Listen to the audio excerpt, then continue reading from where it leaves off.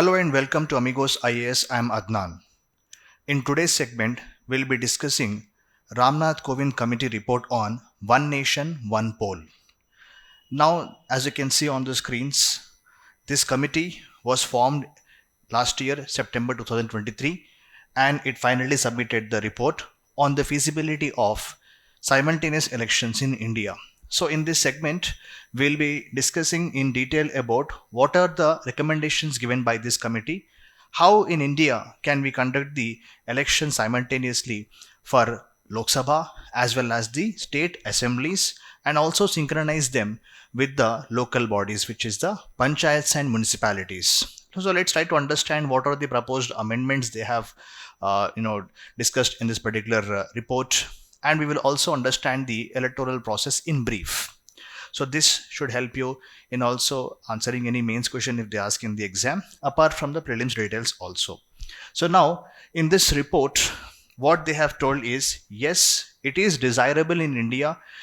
They said that almost 81% of people whom they have contacted have given a positive response to have these simultaneous elections, like synchronizing both Lok Sabha Assembly elections. They have given the go ahead for this. And not only that, we are going to have simultaneous elections for Lok Sabha and assemblies, and they are saying that elections to local bodies, which is the municipalities and panchayats, should also be synchronized in a way that they are held within 100 days of the state and national elections. So let's say Lok Sabha and state elections have been synchronized, and within that 100 days, we should also synchronize the elections with the local bodies. That is the meaning here, guys.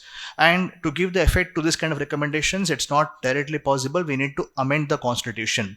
They proposed around 18 amendments to the Indian constitution to make this happen. Fine. So let's try to see what are those amendments they have proposed here. In two categories, we can divide the amendments. As we all know, Article 368 gives the power for the Parliament to amend the Constitution. So when I say Article 368 is the amending power of the Parliament. It has two types of amendments as mentioned in clause 2. What are the amendments? The first amendment, which is done by a special majority, which means absolute majority, which is the majority of total membership of the House plus majority of 2/3 present and voting. That is the first type. Second type is what? Same special majority plus half the states of India have to accept by simple majority. Now, the difference between both of these is, in the first case, the example we can say fundamental rights and directive principles.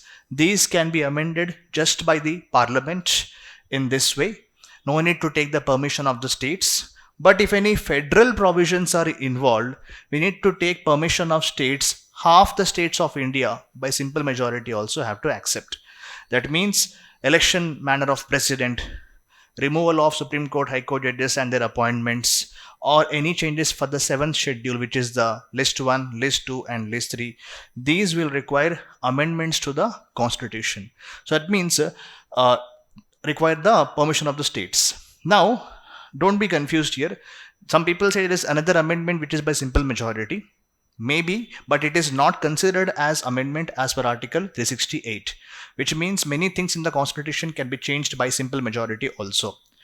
Like, let's say, creation of states, creation of union territories, admission of states into India, or talking about the abolition of legislative councils, increasing the number of judges of the courts.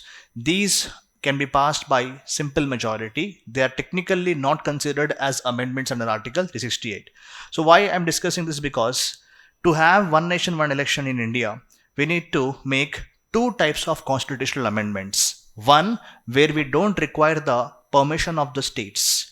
Second, where we require the permission of the states. Simply saying, the first set will deal with, let's see here guys. The first set will deal with the transition to simultaneous elections. So today, as we all know, only 4 states in India are synchronized with the Lok Sabha elections.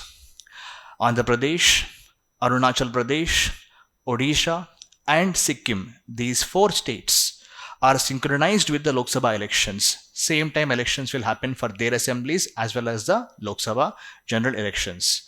Remaining all states have differing terms of their houses, they are not synchronized. Let's say Telangana. Telangana has prematurely dissolved its assembly last term, okay, around 5 to 6 months before the expiry of the term. That means now it is no longer synchronized with the Lok Sabha elections. So in the past, if we see, guys, in the past, if we see, let me just show this point again. In the past, what used to happen is 1951-52 were the first elections in India. 1957 second elections, 1962 third, 1967 fourth general elections. At that time, Congress party was in power in both central and states, and there was proper synchronization, which means Lok Sabha and state elections would go on at the same time. The only change we can see here is around 57. At that time, the Kerala had Communist Party government, and in 59 Nehru will impose the president's rule there. Some disruptions happen. And after this, what happens? Congress party will lose power in almost 8 states, and in one state they will come to power by having coalition government. From here, we are seeing a different political system in India. There have been instability, imposition of president's rule as per Article 356, defection politics, Ayaram, Gayaram, and all that, because of which instability was there. Governments would frequently fall, or their duration has been reduced. From then onwards, we are not having simultaneous elections in India. Now, the idea is to bring back this in order to reduce the expenses for elections, in order to avoid this model code of conduct, because as soon as elections come, model code of conduct will prevent the government from announcing major policy changes. Because of those aspects, because of stopping of defections, etc., all these reasons have been quoted to bring the simultaneous elections. So let's see what is going to happen here, guys. The first bill for this amending of constitution recommends, okay, what it is that adding a new article 82 capital A. Okay, before that, I think I have to discuss this point. Okay, so the first bill, two amendment bills, guys. First amendment bill does not require states permission. Second amendment bill require states permission also. Why? In first bill, we are transitioning to the simultaneous elections, means we are going towards having same 5-year cycle for both Lok Sabha and assemblies. For doing this, we don't require permission for the states, by the states. But in second constitution amendment bill, you need the permission of states because they are discussing about creating one single electoral roll for the entire country. Okay, if you want, you can just read from this, guys. For one electoral roll for the entire, okay, elections of all the Lok Sabha assemblies and the panchayats, municipalities, single electoral roll they want to prepare. Okay, that is one point. And second one is here, we have to synchronize the municipality and the panchayat elections with the assembly as well as Lok Sabha, because local governments is state subject. Okay, that is why we need to take permission of the states for the second constitution amendment bill. So I repeat again, first bill will only require the parliament to pass the amendment. Second bill, of course, parliament will pass the amendment, and half the states in India have to ratify by simple majority, because it is affecting the panchayats and municipalities, which is a local government, is a state list, guys. Hopefully you are clear with this term. Now next one here. So what changes can be done where you don't need the state's permission? So here 82 article deals with delimitation. They want to add one more article, 82 capital A. What does it say? It says that we are going to start the process to start this simultaneous elections. So to start the process, 82 capital A will be inserted, which says that we are going to have simultaneous elections in India. Then 82 capital A clause 1 also is there here, which says on the date of the first sitting of the House of People after a general election, the president will give notification that this simultaneous elections has come into effect. Okay, that means the date of this notification shall be called as appointed date. That means on the first sitting, let's imagine, let's take some case examples, guys, here. Let's say May 16th, or let's say 25th May, for example purpose, let's say 2024. If on this date first sitting of the house happens of the the new government, on this day president can declare by notification that this shall be the date of appointed date. That means this is the reference date now for us, guys.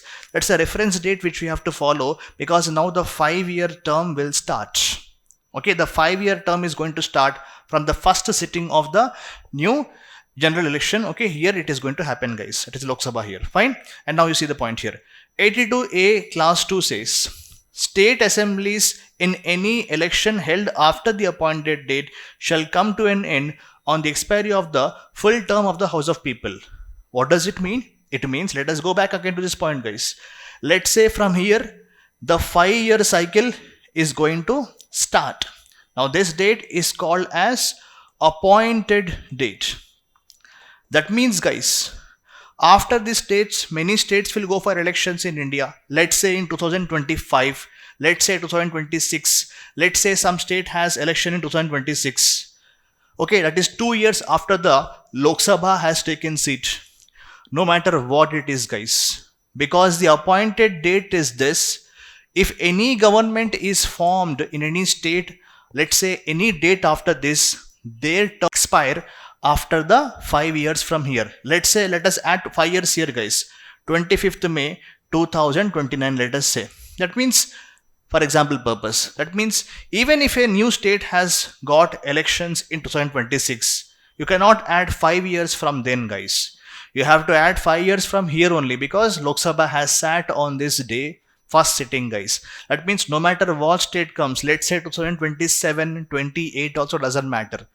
You have to prematurely dissolve them, because you have to synchronize them with the House of the People, which is the Lok Sabha, guys. Hopefully this point is clear to all of you. Fine. That means any other state which has elections after this date, their term will end when their term will end. Their term will end for 5 years, guys. Okay, that is one point here. Now that is 82 clause A, subclause 2. What about the subclause 3 here, guys? The proposed article says, Election Commission will hold elections to House of People and the Assembly simultaneously after that 5 years are done. Okay, if the EC believes that for any state we are not able to conduct the elections, they can postpone it to further date. After the synchronizing is over, if at all they are not able to have elections for the state, for some other date they can postpone.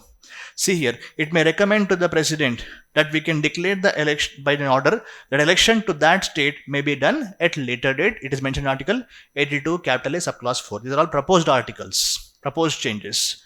Then what about clause 5? It says, in cases where the state assembly election is deferred, no matter how many days or months you defer, it doesn't matter.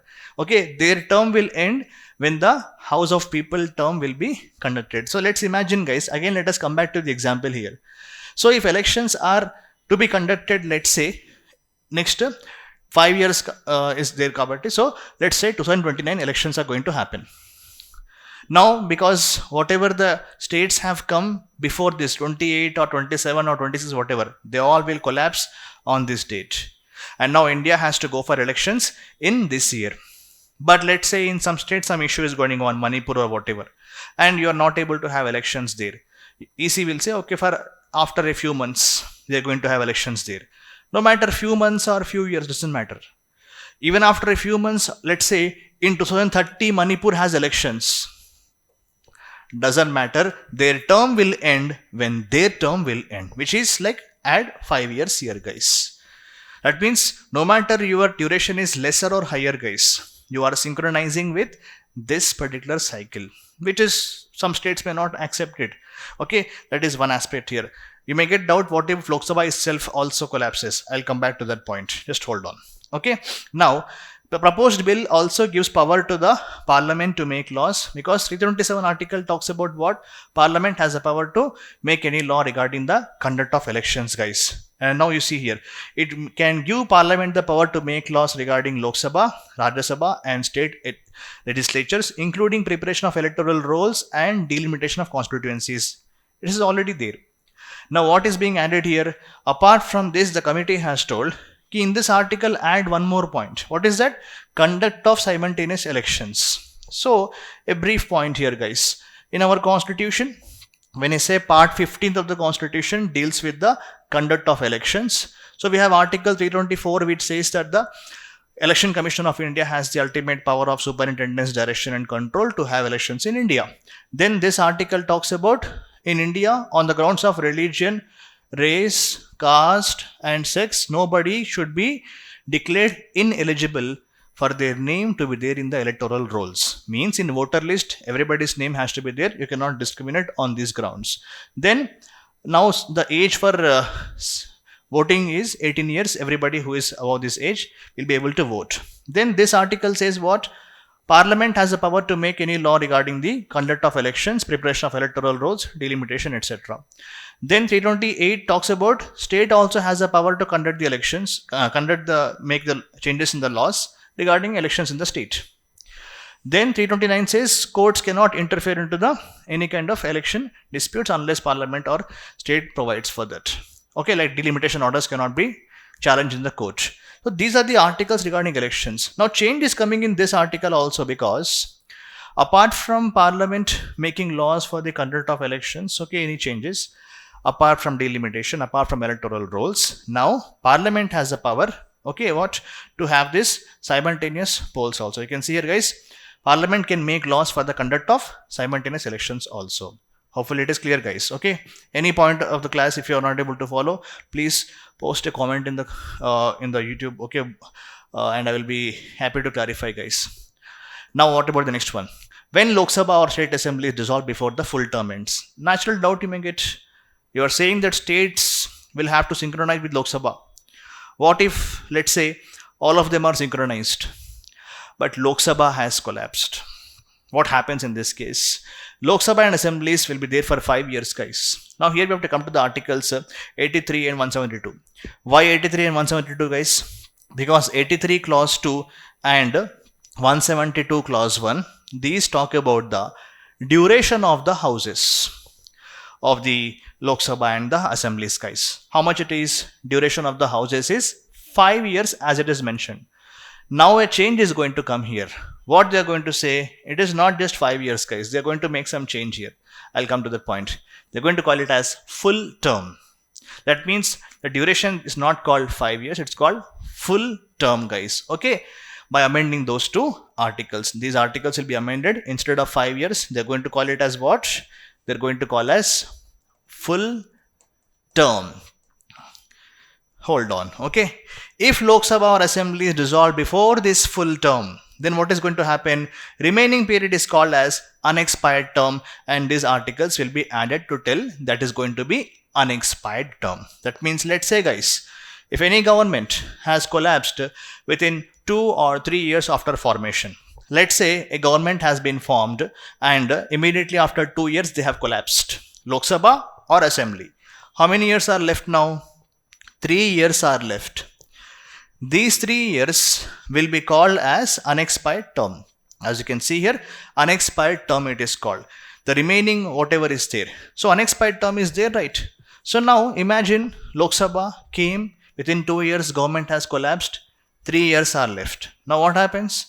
If elections are conducted now, they won't continue for 5 years. The unexpired term is there, no? For 3 years only they will continue, guys. I repeat, if Lok Sabha or assembly came and they have 5 years, within 1 or 2 years they collapsed, remaining 3 or 4 years what they have. If elections happen, there will be new government will be there for the remainder of the term, but not full 5 years, because that full term is there. No, you have to satisfy that full term, guys, because 28 states are there in India, 3 union territories are there. Just because of one Lok Sabha getting expired, we cannot change the date for all states in India. If Lok Sabha is expired within 2 years, next Lok Sabha when it comes, it will be there for 3 years, because that date you don't forget, appointed date, guys. Okay. Now this point here. So this clause 4 and clause 4 of this 83 and 172 says, if any new government comes, it will serve only for the remaining unexpired term. After that it will be dissolved, and again the same cycle of 5 years will continue, guys. So these are the first amendment, where first two type of amendments I told here. First, where no need to take state's permission. Now let's see what happens in the second amendment, what they have proposed. Second type of amendment, guys, where state's permission is required. Why? Because, okay, before that, okay, just hold on, sorry about this. Because union territories also are there, no? Not only you have to amend the constitution, guys, For Delhi, we have special provisions as per the GNCTD. This GNCTD Act, guys. In that, Delhi has special provisions. For that also you have to amend. Then for other territories like Puducherry state, Government of Union Territories Act 1963 has to be amended. Okay, not only constitutional amendment, we have to amend these also, guys. Then Jammu Kashmir Reorganization Act also is there. And these three union territories are there, no, which have assemblies in India. We need to make changes into their laws also, because these union territories also have to synchronize with the 5-year election for the Lok Sabha and state assemblies. Chalo. Next one. So first type of amendment is where the state's permission is not required. Now here state's permission is required, guys, because municipalities and panchayats are coming to the picture here. Fine. So in this, what you have to do is 368 clause 2, as I just told you, talks about the amending power of the parliament, which are two types, which we have just seen in the beginning of the class, guys.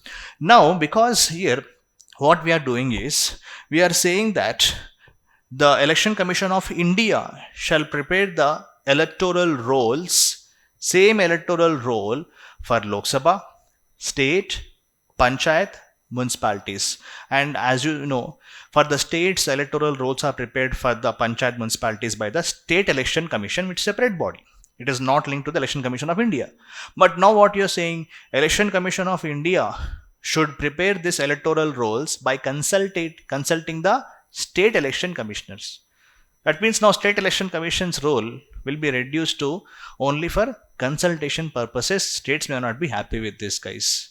Fine. And now because you are synchronizing the municipality panchayat elections also with the assembly and the Lok Sabha, that is why you require amendment, the permission of the half states of India, guys. That is what this slide is saying. See here, 324 article is there, no, which gives power for the Election Commission of India. Now capital A should be added to say that Parliament can make laws to ensure, see here, municipality and panchayat elections also are held simultaneously with the general election, guys. So that is the point here. So the last one, Kovind committee has recommended new subclauses should be added to Article 325 because electoral rolls it talks about. Fine. So what they are doing now, 325 talks about electoral rolls, religion, race, caste, sex. You cannot discriminate anyone. Now what you are doing, clause 2 you are adding and saying that single electoral roll, Lok Sabha, state, panchayats and municipalities, guys. That is what happening here. So for panchayat elections we have Article 243K. Municipality we have 243ZA. These also have to be amended, guys. Okay. So now what happens here? 325 clause 3 says this electoral roll is prepared by Election Commission in consultation with the state election commissions, and this electoral roll will substitute the previous electoral rolls. That means whatever existing electoral rolls are there in the panchayats and municipalities will be replaced by the single electoral roll which Election Commission of India prepares with the state election commissioners consultation. Now this is the conclusion of this report, guys. So to summarize, there is going to be a date which is going to be fixed by the president on the first sitting of the next general elections. We have to see whether they are going to start this by 2024 or by 2029 they are going to implement this, guys. The entire process. So if the President of India declares that date of notification that today is the main appointed date, from that date what you have to happen is from that date 5 years is going to be the term of the assembly. In between, if any government comes in any state or not, their term will end with the Lok Sabha term, guys. Once everybody is now fixed with 5 years, guys, suddenly if Lok Sabha collapses, suddenly if state collapses, no government will be coming and again having 5-year term, guys. Suddenly after 1-2 years, let us imagine one government has fallen, whether it is Lok Sabha or the state assemblies.